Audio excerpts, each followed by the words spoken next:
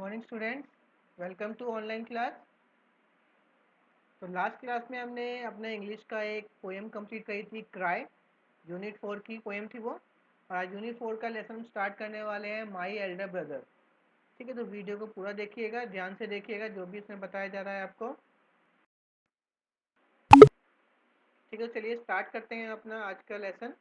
ठीक है, बहुत ही अच्छा एक लेसन है ये, हिंदी की प्रेमचंद जो राइटर है उनके द्वारा लिखा गया हिंदी में, उसका कॉपी है ये इंग्लिश में। ठीक है, माई एल्डर ब्रदर।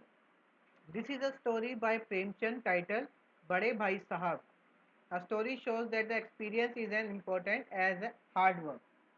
ठीक है, देखो ये जो कहानी है माई एल्डर ब्रदर की, ये एक प्रेमचंद द्वारा लिखित एक स्टोरी में से ली गई है, जिसका क्या नाम है हिंदी में, बड़े भाई साहब। ठीक है, ये स्टोरी है जिसमें ये समझाया जाता है कि एक्सपीरियंस उतना ही ज़्यादा इम्पोर्टेंट है जितना हार्ड वर्क होता है। ठीक है, तो इस लेसन में हम पढ़ने वाले हैं कि दो भाई होते हैं।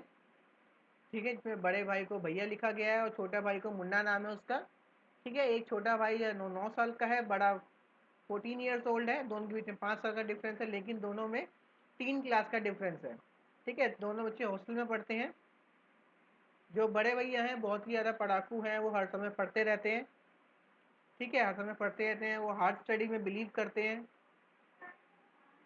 तो जब भी देखो पढ़ते रहते हैं, और मुन्ना को भी कहते रहते हैं कि मुन्ना तुम क्यों नहीं पढ़ते हो।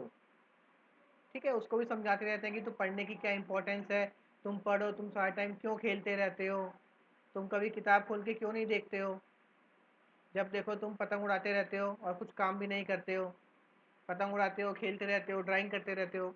वो कहते हैं कि अगर तुम अभी नहीं पढ़ोगे तो जो जिस एज में तुम अभी हो, ये फाउंडेशन है, मतलब ये नींव है। अगर तुम्हारी नींव ही कमज़ोर होगी तो आगे तुम कुछ नहीं पढ़ पाओगे। ठीक है, ऐसा करके उसको सब कुछ समझाते हैं। सब कुछ समझाते हैं, इंग्लिश जो है वो इतनी ईजी है, लैंग्वेज नहीं है। ठीक है, उसके लिए बहुत मेहनत करनी पड़ती है उसको समझने के लिए, सब कुछ करने के लिए। तो जो बड़े भैया, जो मुन्ना है, उसको लगता है कि बड़े भैया बहुत पढ़ाकू हैं, वो हर समय देखो पढ़ते ही रहते हैं, पढ़ते ही रहते हैं।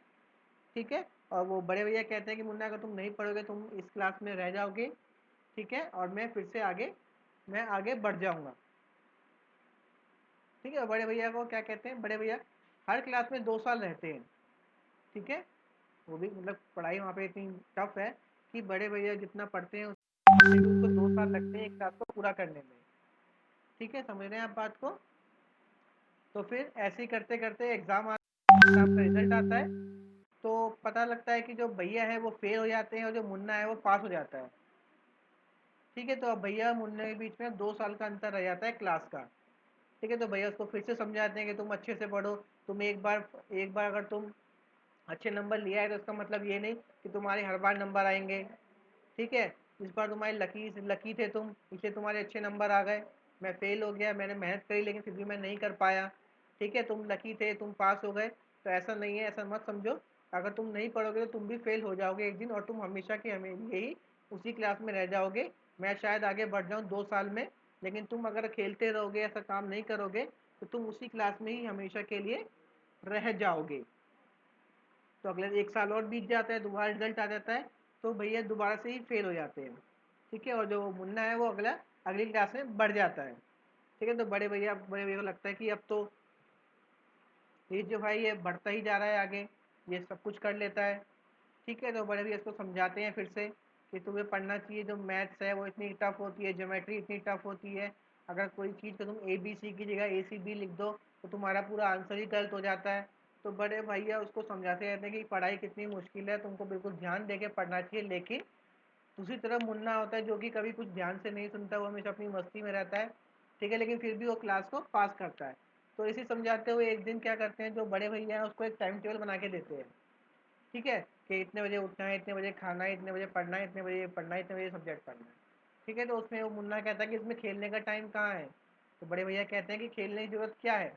मुन्ना कहता है कि मुझे तो बाहर जाना बहुत पसंद है, मुझे हरे हरे मैदान बहुत पसंद है, बच्चों के साथ खेलना बहुत पसंद है मुझे। ठीक है, तो बड़े भैया फिर समझाते हैं उसको कि तुम्हें खेलने से कुछ हासिल नहीं होगा, तुम्हें पढ़ाई करनी चाहिए आराम से, ध्यान से बैठ के, क्योंकि जब देखो तुम पतंग उड़ाते रहते हो और कंचे खेलते रहते हो।